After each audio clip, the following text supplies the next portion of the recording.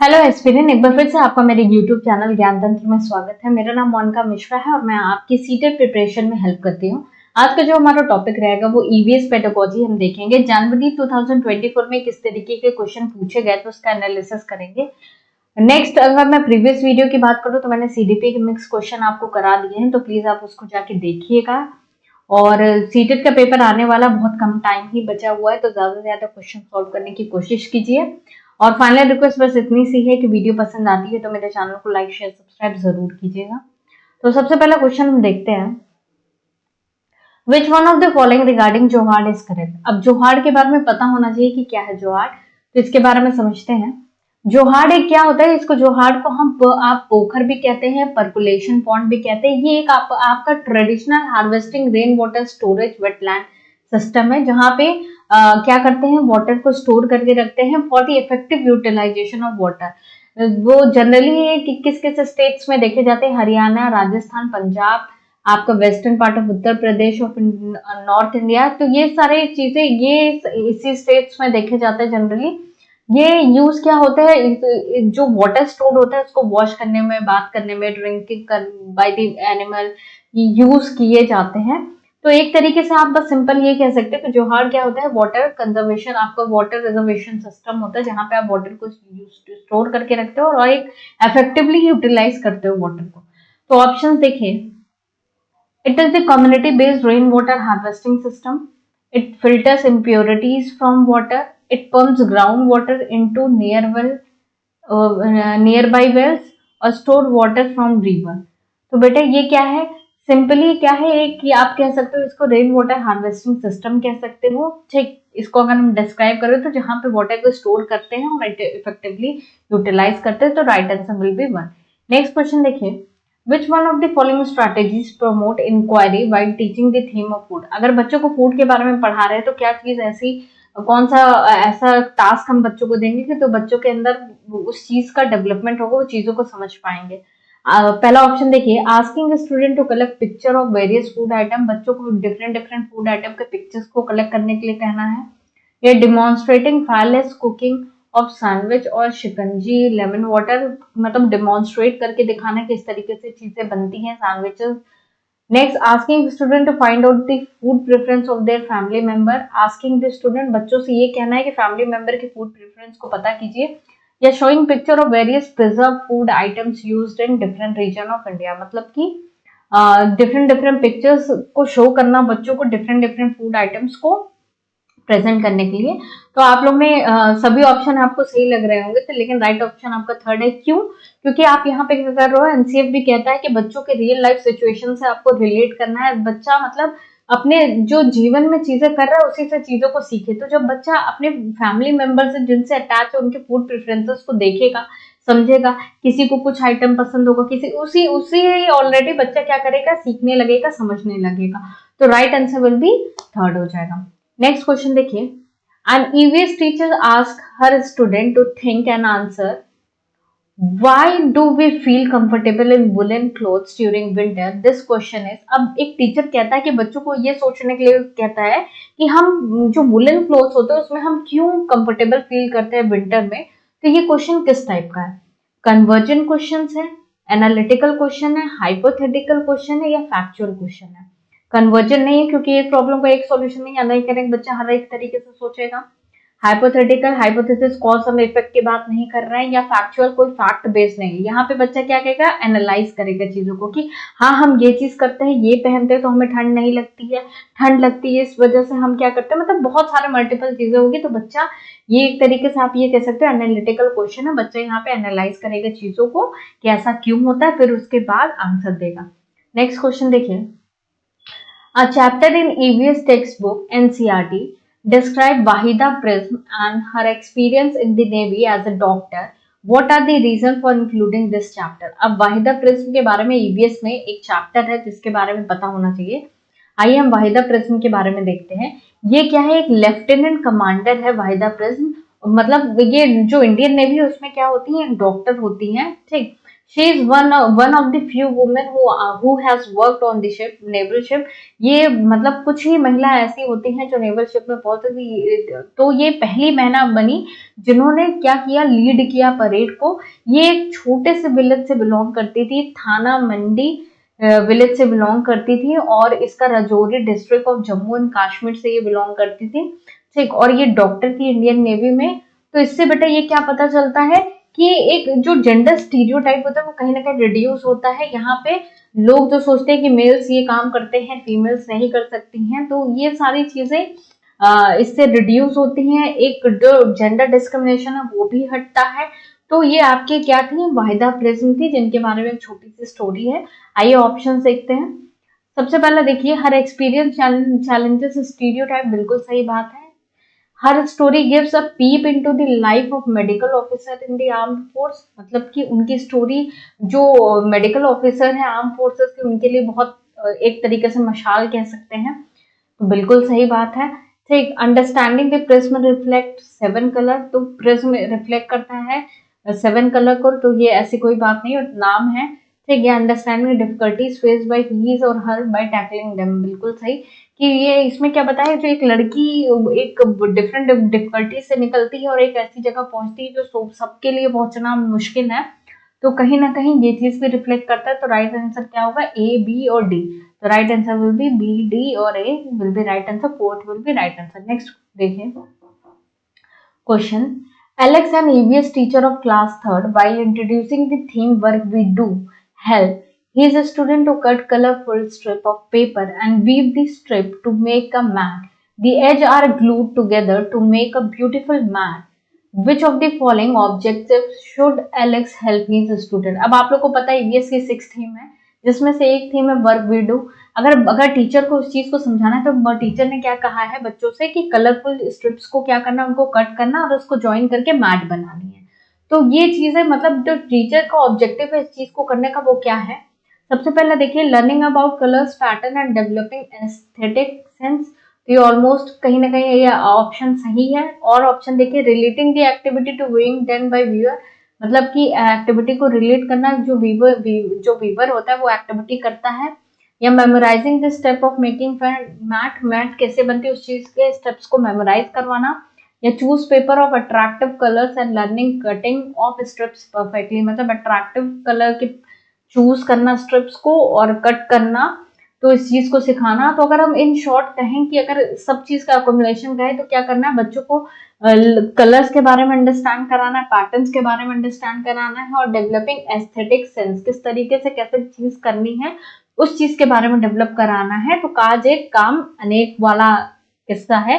तो बच्चों को इस एक्टिविटी से हम इस तरीके से बच्चों के अंदर डेवलपमेंट कर सकते हैं। तो right answer will B 1। Next question देखिए, a student conduct a survey in their home and neighborhood to find out the number of members and approximate amount of water used in each family. What skill and processes are developed during this activity? एक बच्चा सर्वे करता है अपने घर में कि उनके जितने भी मेंबर है उनके घर में वो कितने अमाउंट ऑफ वाटर यूज कर रहे हैं, ठीक, in each family. What skill and processes are developed through this activity? अब इस एक्टिविटी के थ्रू क्या डेवलप करना आना है, questioning, experimenting, sensitivity towards environment. Experiment की तो कोई बात नहीं हो रही, क्वेश्चन की बात हो रही है, एक्सपेरिमेंट करने की कोई बात नहीं हो रही, तो ऑप्शन गलत है। Questioning, inferring, expressions. तो अगर हम बात करें इन्फर्निंग की,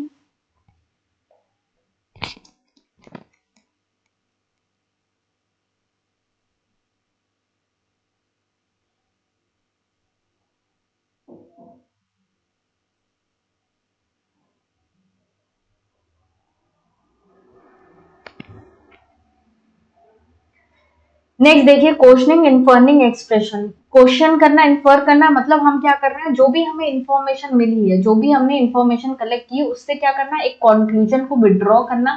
तो बच्चा यहाँ पे ये भी चीज कर रहा है, एक्सप्रेस कर रहा है अपने थॉट्स को, जो वो समझा है, जो वो देख रहा है।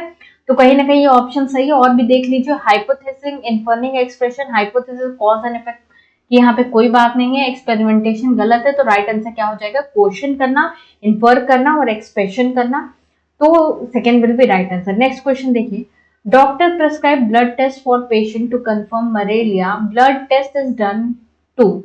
जब ब्लड टेस्ट किस लिए डन होता है, जब मलेरिया बच्चे को होता है या किसी को होता है तो उसको किस तरीके से आप पता लगा सकते हो। Check for hemoglobin in blood के होमोग्लोबिन को चेक, होमोग्लोबिन लेवल को चेक करके, iron in blood, iron present है कि नहीं, या check eggs of female anopheles mosquito in blood, या एग्स प्रेजेंट है कि नहीं फीमेल एनफिलीज के, या check for microbes in blood. तो बेटा आंसर क्या होगा, माइक्रोब्स प्रेजेंट इन ब्लड। तो जो हमारा मलेरिया होता है वो फीमेल मॉस्किटो ही ट्रांसमिट करती है, दैट इज उनका नाम क्या है, एनफिलीज। ठीक। और ये जो मलेरिया का आप कह सकते हो जो मेडिसिन होती है वो सिंशोना ट्री से बनती है, that is used to make medicine for malaria. Cinchona tree का बार्क रहता है तो उसको क्या करते थे, बॉईल करके सुखा के फिर पाउडर फॉर्म में बना के वो पेशेंट्स को दिया जाता था। तो ये स्टेटमेंट फॉर्म में पूछ सकता है आपसे। तो सिंशोना ट्री से क्या बनता है, मलेरिया का मेडिसिन बनता है। मॉस्किटो कौन है, एनफिलीज मॉस्किटो जो ट्रांसमिट करती है, माइक्रोब्स प्रेजेंट होते हैं ब्लड में तो आपका मलेरिया निकलता है। तो ये कुछ ऐसे पॉइंट्स है जो पता होना चाहिए। नेक्स्ट क्वेश्चन देखिए, consider the following statement about bee hives. Bee hives के बारे में आपको क्या होना चाहिए, फॉलोइंग स्टेटमेंट पता होनी चाहिए। तो बी हाइव्स के बारे में समझते हैं चीजें। सबसे पहले बी हाइव्स देखिए, bee hive has one queen. Bee hives में एक क्वीन होती है जो ले करती है एग को। There are only few males in the hive, मतलब कुछ ही मेल्स होते हैं। Most of the bees in hive are worker बीज, सबसे ज्यादा मतलब वर्कर बीज ही होती हैं। These be's verb all day, they have hives, ठीक, दे मेक हाइव्स, ठीक। तो ये चीज क्लियर है कि जो एक ही क्वीन होती है, एक क्वीन बी होती है जो ले करती है एग को, और वर्कर बी कुछ मतलब मेल जो होते हैं वो कुछ ही होते हैं, और ज्यादा से ज्यादा वर्कर बीज होते हैं जो कि पूरे थ्रू आउट द डे क्या करते हैं, काम रखते करते हैं और वो हाइव्स को बनाते हैं। तो जो लीची ट्री होता है वहां से वो क्या करते हैं, नेक्टर को कलेक्ट करते हैं ताकि वो हनी को बना सके। तो आप यहाँ पे देख सकते हो कि the worker bee fly around the litchi flower in the search of nectar for honey, ठीक। तो फ्लावर से नेक्टर लेके, और वो जब नेक्टर उनको मिल जाता है तो एक जो बी होता है वो कुछ स्पेशल काइंड का डांस करता है जिससे बाकी सारे बीज को पता चल जाता है कि वहां पे नेक्टर है। नेक्स्ट देखिए, the worker bees are very important for hives and without worker bees there would be neither hives not the nectar collection. तो वर्कर बीज बहुत इंपॉर्टेंट रोल प्ले करते हैं। All bees in the hive would go hungry and the male bee have no special role as worker। ठीक, worker के अलावा कोई ऐसा special role नहीं है मेल बी का, ठीक। तो ये कुछ ऐसे पॉइंट है जो आपको बी के बारे में पता होना है। तो आप ऑप्शंस देखिए, सबसे पहले देखिए, honey bees live in bee hives, every bee hives have one queen and bee lay egg, बिल्कुल सही, अभी हमने देखा। There are only few male bee, बिल्कुल सही बात है, in the hive which have special role as worker. ऐसा नहीं है कि जरूरी है कि सारे मेल बीज जो होते हैं वो उनका स्पेशल रोल एज वर्कर होता है, तो ये कहीं ना कहीं गलत बात है। देन नेक्स्ट देखिए, most of the female bees in the hive are worker bees who work all day. ऐसा नहीं है कि जो फीमेल बी होती हैं वो वर्कर बीज होती हैं, ये भी बात गलत है। यदि the worker bees fly around litchi flower in search of nectar, बिल्कुल सही बात है, नेक्टर लीची फ्लावर के अराउंड फ्लाई करते हैं to collect the nectar to make the honey. तो राइट आंसर क्या हो जाएगा आपका, ए और डी हो जाएगा सही आंसर। नेक्स्ट क्वेश्चन देखिए, textbook of EVS should reflect the recommendation of NCF 2005 of linking student life at school to their life outside। अभी मैंने बताया जो NCF के द्वारा हमें बच्चों को ऐसे पढ़ाना है कि वो अपने रियल लाइफ से चीजों को रिलेट कर सके, बिल्कुल सही बात है। This implies students are compelled to memorize few important concept of EVS। Memorise करना गलत बात है। Text book is the only source, सिर्फ टेक्स्ट बुक सोर्स होना गलत बात है। बस अब 5 मिनट रुको, ठीक। Text book support student to construct knowledge through all the given activities, बिल्कुल सही। हमें क्या करना है, बच्चों को एक्टिवली कंस्ट्रक्ट कराना है नॉलेज को, और बच्चों को ऐसी एक्टिविटी देना है जो उनके रियल लाइफ से रिलेट हो। लास्ट देखिए option, teacher need to be use text book, text book की बात है, एज टीचिंग लर्निंग एक ही सोर्स को यूज करना। तो राइट आंसर क्या होगा, थर्ड होगा। हमें यहाँ पे क्या करना है, बच्चों को एक्टिवली कंस्ट्रक्ट कराना है नॉलेज को और उनको लिंक करना है रियल लाइफ सिचुएशन से। नेक्स्ट क्वेश्चन देखिए, it has been observed by bird watcher that there is a peculiar species of bird. The male bird make their own nest and the female bird looks at all the nest and select the one she likes the best, decides in which of the nest to lay her egg. The name of the bird is, अब हम ऐसी bird को हमको बताना है, ऐसी bird को हमको बताना है जो कि मतलब जो मेल बर्ड होता है वो नेस्ट को क्या करता है, डिजाइन करता है, और जो फीमेल बर्ड होती है वो क्या करती है, नेस्ट को डिसाइड करती है, ले करती है। ठीक, तो इस चीज को ऐसी कौन सी बर्ड है जो ये काम करती है, तो वो क्या टेलर बर्ड है, वीवर बर्ड है, इंडियन रॉबिन या सन बर्ड है। तो बेटा वो क्या है, आपकी वीवर बर्ड है। आइए बर्ड के बारे में कुछ चीजें जानते हैं। जो आपकी इंडियन रॉबिन बर्ड होती है वो क्या is between these stone and Indian robin has ले its egg on the top. There is a soft twing root wool hair cotton wool and this is how the robin makes nest. मतलब कि जो nest बनाती है, जो robin Indian robin nest बनाती है, उसमें सॉफ्ट ट्विंग रूट वूल हेयर कॉटन वूल सबका इस्तेमाल करती है। और जनरली ये कहाँ ले करती है अपना egg, in between the stones. अगर हम सनबर्ड की बात करें तो सनबर्ड क्या करते हैं, अपने जो ब्रांच से हैंग किया हुआ रहता है इनका नेस्ट, और the nest has hair grass thin twig dry leaves cotton wool with tree bark pieces of cloth rag even spider cobweb. तो उनके जो ब्रांचेस से हैंग हुए रहते हैं नेस्ट, और ये सारी चीजों को यूज करके सनबर्ड अपना नेस्ट बनाती है। अगर हम मेल वेवर वेवर बर्ड की बात करें तो वो ब्यूटीफुल वोवन नेस्ट बनाता है, और female look the nest and choose one she likes the best describe to lay her है। तो राइट आंसर हमारा क्या हो जाएगा, वीवर बर्ड हो जाएगा। नेक्स्ट क्वेश्चन देखिए, read the following statement A and statement B. ठीक, ए देखिए, about 4700 year ago some of the earliest cities flourished on the bank of river Indus and its tributary. बिल्कुल सही बात है। ओवर दैट ईयर अगो हमारा क्या था, जो सिटीज थे वो flourished on the bank of river Indus and its tributary. And about 1500 year ago cities developed on the bank of river and its tributary। नहीं, बिल्कुल गलत बात है। ये आपका क्या हो जाएगा, आंसर क्या हो जाएगा, A is true but R is false, B is false। Next question देखिए, which of the following best reflect child's interest strategies in teaching EVS at primary level। बच्चों को, जो छोटे बच्चे, उनको हमारे लिए कौन सा ऐसा स्ट्रैटेजी जो हमें ऑप्ट करना चाहिए उनको समझाने के लिए। ऑप्शन देखिए, डिस्कशन, डिमॉन्स्ट्रेशन, लेक्चर, सर्वे। लेक्चर मेथड बच्चे नहीं समझेंगे, बच्चे छोटे मोटे होते हैं, प्यारे होते हैं, तो उनको अच्छे से समझाना जरूरी है। डिमॉन्स्ट्रेशन बच्चों को करके दिखाना, ठीक, ये कहीं ना कहीं हो सकता है, लेकिन ये हम कह सकते हैं कि अपर क्लास के लिए, प्राइमरी लेवल के लिए भी नहीं है। डिस्कस करना बच्चों के साथ सर्वे, सर्वे एज इन बच्चों को खुद ये प्रोत्साहन करना कि बच्चा खुद क्या करे, एक्टिविटी बेस्ड चीजों से सीखे, कुछ काम करके खुद देखे, समझे, सीखे। तो ये आप कह सकते हो कि ए और D will be right answer. ठीक, तो आपका fourth will be right answer. Next देखिए question, Pochampally is famous district for its beautiful design bright coloured sari and for the special kind of weave which is also called Pochampally. It is the part of, अब पोचमपल्ली कौन सा किसका part है, तमिलनाडु का part है। तो अगर आपको ईवीएस के क्वेश्चन करने हैं तो एनसीईआरटी को बहुत अच्छी तरीके से पढ़ना पड़ेगा। पोचमपल्ली किसमें आता है, आपका तमिलनाडु में आता है। नेक्स्ट क्वेश्चन देखिए, Seema and EVS teacher organised a field trip to zoo for her student, which of the following are the most appropriate objectives of the trip to the zoo। जो टीचर होता है वो बच्चों का ट्रिप ऑर्गेनाइज करता है to the जू, क्या चीज बहुत ज्यादा अप्रोप्रिएट ऑब्जेक्टिव है ट्रिप ले जाने का।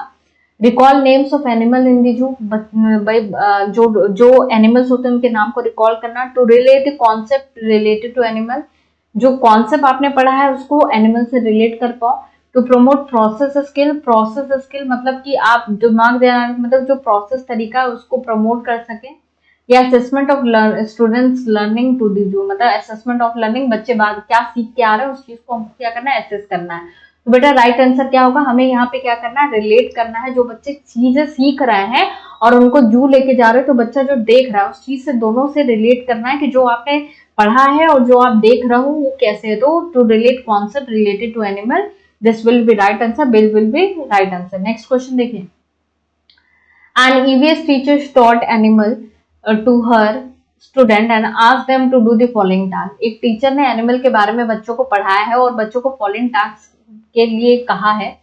Right names of various animals around them, observe activities of different animal, classify animal into categories based on observation, define the term animal.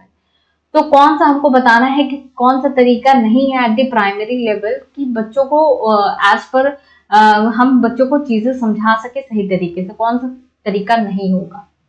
तो देखिए write name of various animal around them, तो बच्चा के जो चीज देख रहा है, जो एनिमल देख रहा है उसका नाम लिखेगा, तो ये सही तरीका है।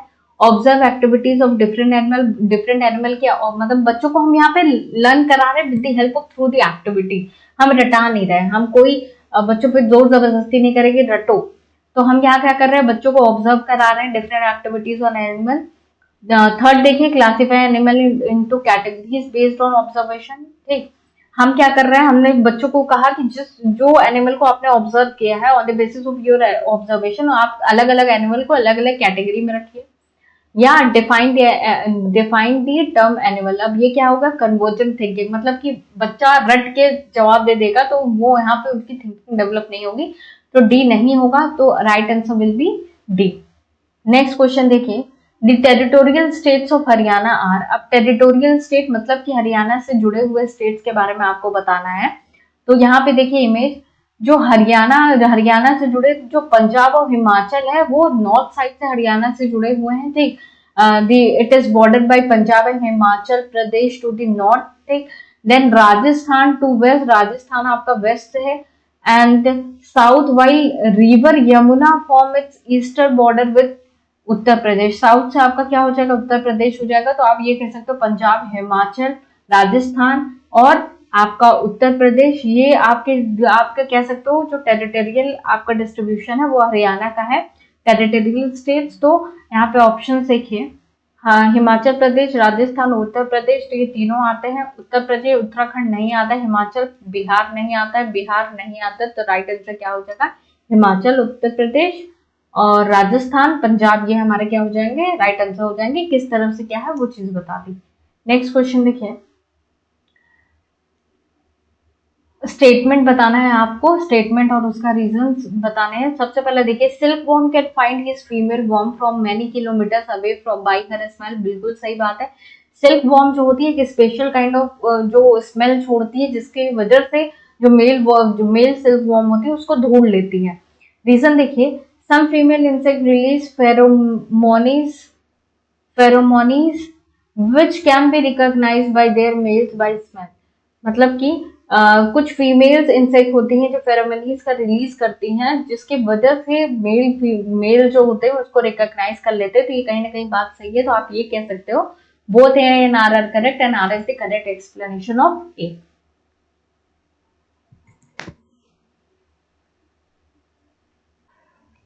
नेक्स्ट क्वेश्चन देखिए, EVS syllabus is divided into 6 themes: water, relationship, food, transport, shelter and how things work। तो बेटा जो 6 themes ऑफ आपका 6 थीम ऑफ EVS है वो चीज में तो देखिए, जो 6 themes है वो फैमिली, फ्रेंड्स है, फूड है, शेल्टर है, वाटर है, ट्रैवल है and things we make do. ठीक, तो ये हमारे क्या है, ये हमारे आपके 6 थीम्स है, लेकिन यहाँ पे कहीं रिलेशनशिप की बात नहीं कर रहा है। ठीक, तो आप ये कह सकते हो कि जो 6 थीम्स हैं वो कहीं ना कहीं गलत है, यहाँ पे फैमिली की बात नहीं हुई है, तो ये चीज आपका गलत है। लेकिन आप ये इससे ये कह सकते हो स्टेटमेंट क्या है, ये गलत है, लेकिन स्टेटमेंट जो सेकंड है, the theme EVS are close to children life, बिल्कुल सही। जो थीम बनाई गई वो क्लोज टू चिल्ड्रन लाइफ बनाई गई ताकि बच्चा अपने लाइफ के एक्सपीरियंस और चीजों को सीखे, देखते हुए काम करे। तो ये आप कह सकते हो कि जो पहला स्टेटमेंट है वो आपका गलत है, statement 1 is false but statement 2 is true. Next देखिए,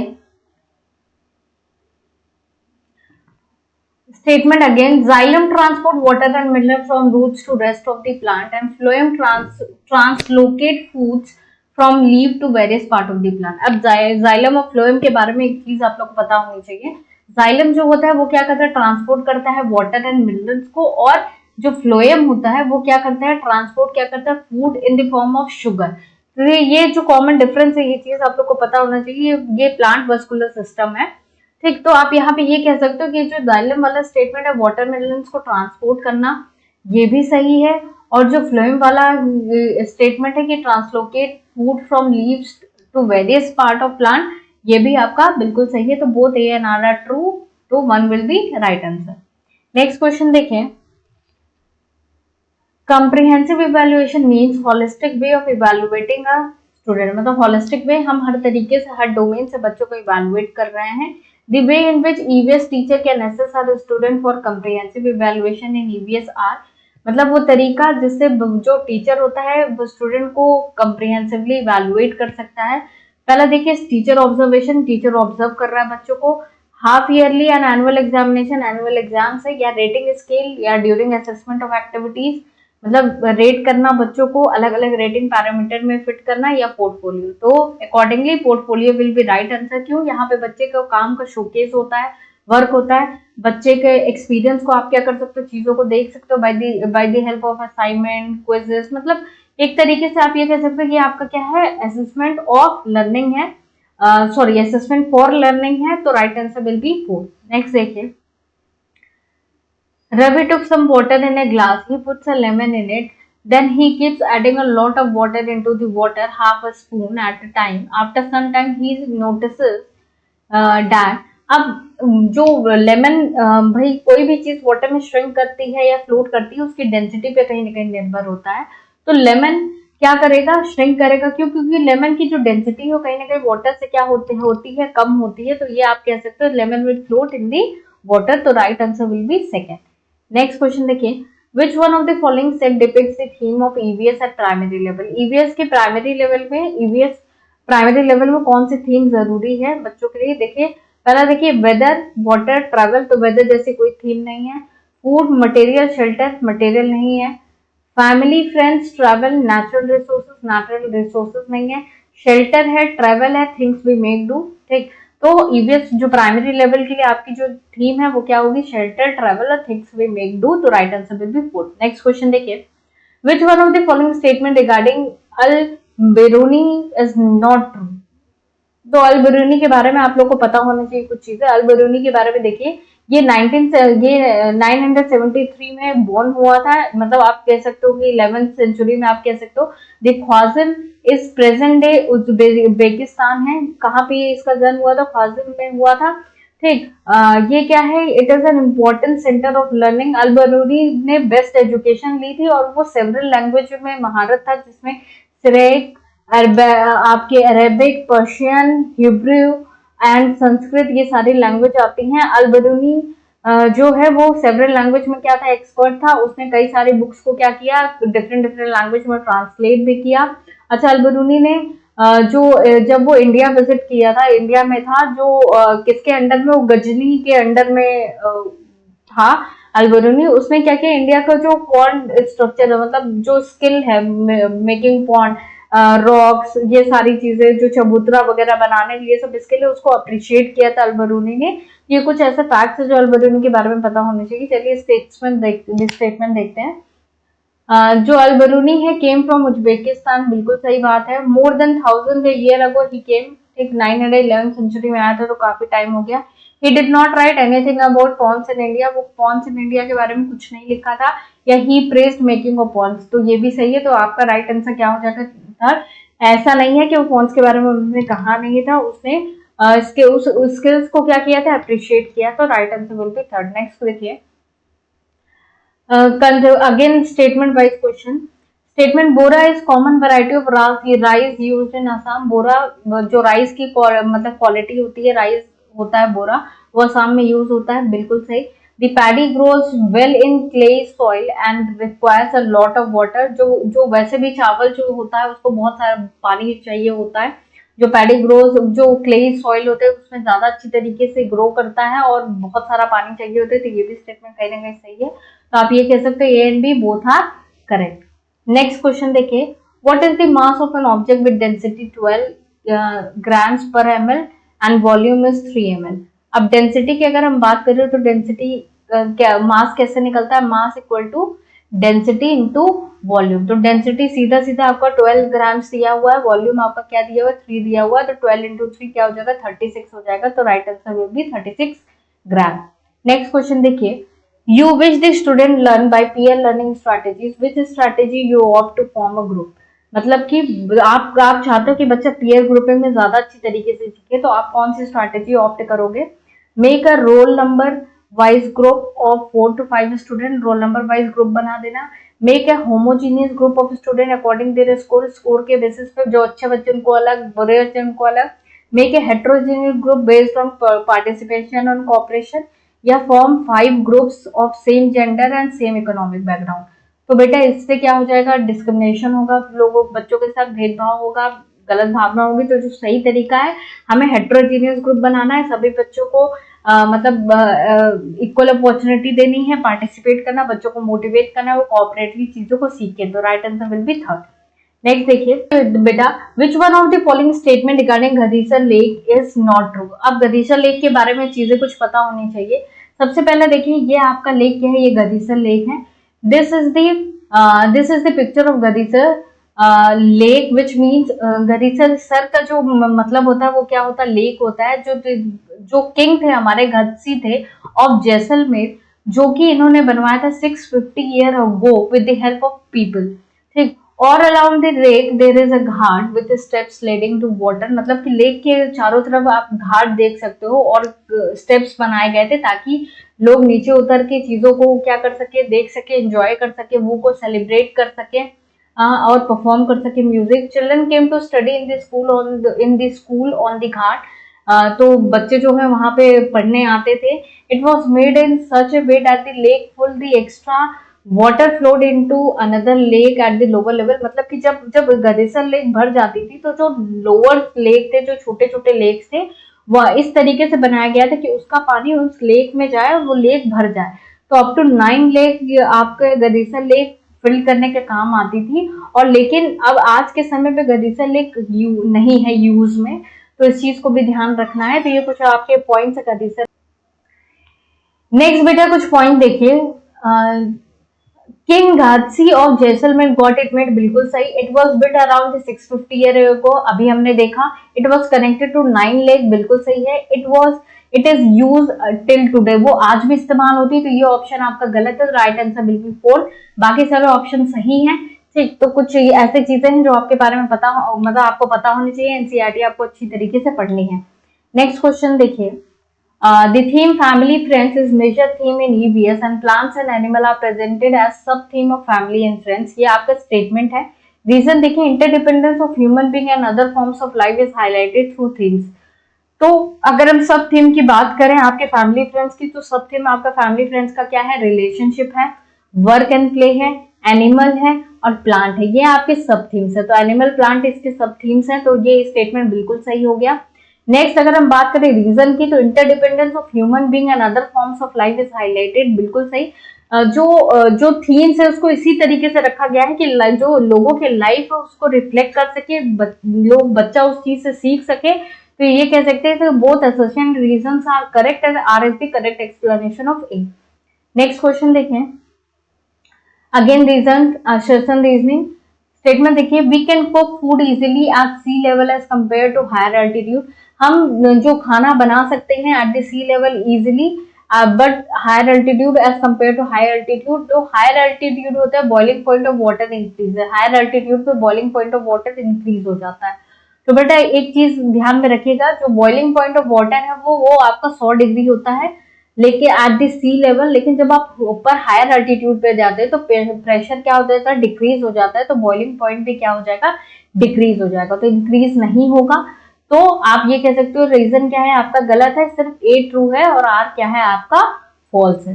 नेक्स्ट क्वेश्चन देखिए, लास्ट क्वेश्चन है, Nana, an EVS teacher of class 5, gives a group assignment to her student that they have to visit nearby agriculture farm and find out the information about the implement use of by farmers during agriculture and types of crop they grow. They also have to collect the photographs and prepare a report.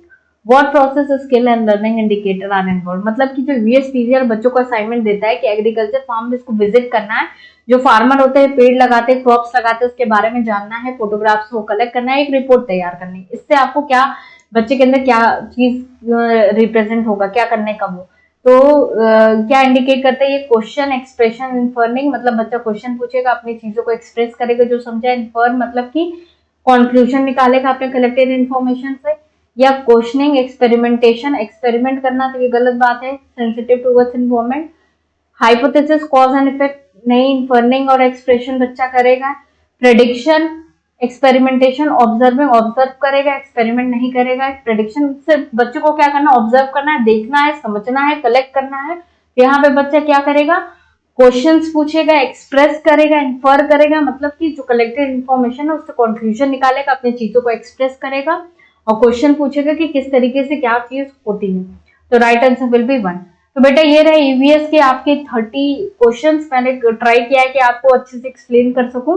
और अगर कोई भी problem होती है तो please मुझे comment section में आप कमेंट कर सकते हो। और अगर वीडियो पसंद आती है तो मेरे चैनल को लाइक शेयर सब्सक्राइब जरूर कीजिएगा। Thank you so much and thanks for watching this video.